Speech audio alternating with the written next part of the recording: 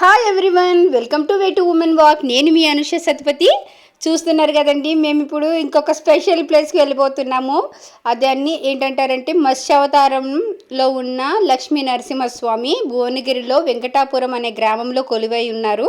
అక్కడికి మేము వెళ్ళిపోతున్నాం. మా డాడీని చూడండి, చాలా కాలం తర్వాత మా డాడీ బయటకు వస్తున్నారు. ఈవెన్ మా మమ్మీ కూడా, అంటే వాళ్ళని వైజాగ్ నుంచి తీసుకొచ్చాను. ఇక మా క్యూట్ హెడ్బిన్ చూడండి. ఏమండి ఇటు చూడండి, హాయ్ చెప్తున్నాను. నేను వేరుగా నేను ఆడియో ఇస్తున్నాను కదా, సో వాళ్ళు కనిపించట్లేదు, వాళ్ళ వాయిస్ వినిపించట్లేదు. యాక్చువల్లీ నేను న్యాచురల్గా రికార్డ్ చేస్తాను, బట్ ఏంటంటే అంత నాయిసీగా అనిపిస్తుంది కదా, నేను వేరుగా రికార్డ్ చేస్తుంటాను. మా ఇద్దరు పిల్లలు ఆల్రెడీ చూశారు కదా ముందునే ఎలా ఆడుకుంటున్నారో. ఫుల్ డిస్టర్బ్ చేస్తున్నారు మా సార్ని. అసలు వాళ్ళు కార్లో వచ్చినా మేము బస్సులో వెళ్ళినా ఒకటే, ఎందుకంటే అంత అలా చేస్తుంటారు. మా చరణి అయితే కాసేపు అటు ఉంటుంది, కాసేపు ఇటు ఉంటుంది, కాసేపు అటు ఉంటుంది. దానివల్ల ఏంటంటే ఫుల్ డిస్టర్బెన్స్ ఉంటుంది అనమాట. అసలు మేము రెస్ట్ తీసుకోవడం అవ్వదు, మధ్యలో తాపీగా అందరినీ డిస్టర్బ్ చేసి హ్యాపీగా పడుకుంటుంది. ఇక్కడ చూడండి, మేము జర్నీ చేస్తున్నప్పుడు ఎంత బాగుందంటే బయట క్లైమేట్.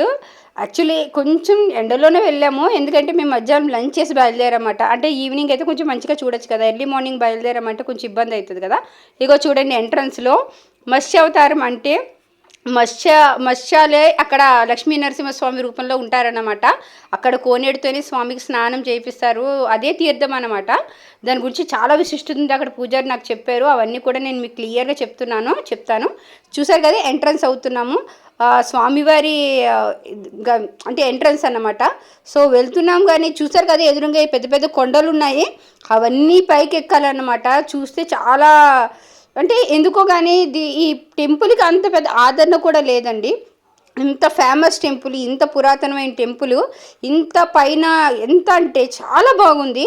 బట్ ఏంటంటే నాకు ఎందుకు అంత ప్రికాషన్స్ అయితే తీసుకున్నారేమో అని అయితే అనిపించలేదు. ఇంకొంచెం డెవలప్మెంట్ చేయొచ్చు దీన్ని, ఎందుకంటే యాక్చువల్లీ కింద ఉంచేశారు. నేను ఈ ఫోటో ఎందుకు పెట్టానంటే, ఎవరికైనా ఇన్ఫర్మేషన్ కావాలంటే ఒకసారి స్క్రీన్ షాట్ తీసుకోండి. ఎందుకంటే శ్రీ మత్స్యగిరి లక్ష్మీ నరసింహస్వామి దేవస్థానం, దీనికి బస్సెస్ కూడా ఉన్నాయి. ఉప్పల్ నుంచి ఉన్నాయి, భువనగిరి నుంచి ఉన్నాయి, వరికొండ నుంచి ఉన్నాయి, ఎంజీబీఎస్ నుంచి ఉన్నాయి, టైమింగ్స్ అవి ఉన్నాయని చెప్పేసి నేను ఆ ఫోటో కూడా పెట్టాను. ఇదేనండి టెంపుల్కి ఎంట్రన్స్. అంటే కొన్ని టెంపుల్స్ చాలా చిన్నగా ఉంటాయండి, కానీ దాంట్లో ఉండే దైవత్వం అయితే చాలా ఎక్కువ ఉంటుంది. అలాంటి టెంపుల్స్లో ఇదొకటండి. ఇది ఒక చిన్న మిరాకల్లా కనిపించింది అనమాట నాకు. అంటే ఒక టెంపుల్స్లోకి వెళ్ళినప్పుడు కొన్ని ఒక రకమైన ఫీలింగ్ వస్తుంది కదా, అలాగా నాకు ఈ టెంపుల్లో అయితే చాలా హ్యాపీగా ఫీల్ అయ్యాను. నెక్స్ట్ ఇంకోటి ఏంటంటే, చిన్న ఇన్సిడెంట్స్ కూడా నేను వీడియో తీసాను. చూసారు కదా మంకీ వాటర్ ఎలా తాగుతుందో. యాక్చువల్లీ ఎన్ని అంటే కొన్ని వేలల్లో ఉన్నాయండి అందులో మత్స్యాలు. అంటే మనం చేపలు అనకూడదు అనుకుంటా, అంటే మీకు అర్థం కావాలి, కొంతమంది తెలియని వాళ్ళు కానీ చెప్తున్నాను అంతే.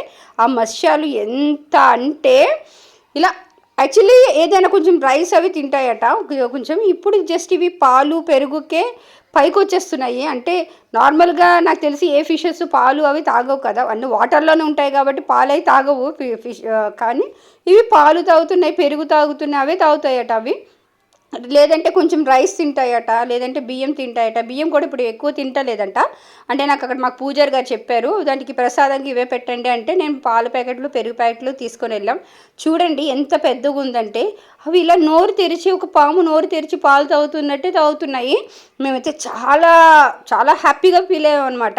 నేను ఇది పెద్ద వీడియో చేస్తున్నాను అనుకోకండి, కానీ అవి ఇంత మంచి సీన్స్ చూపించడంలో నాకు కొంచెం హ్యాపీ ఉంటుంది.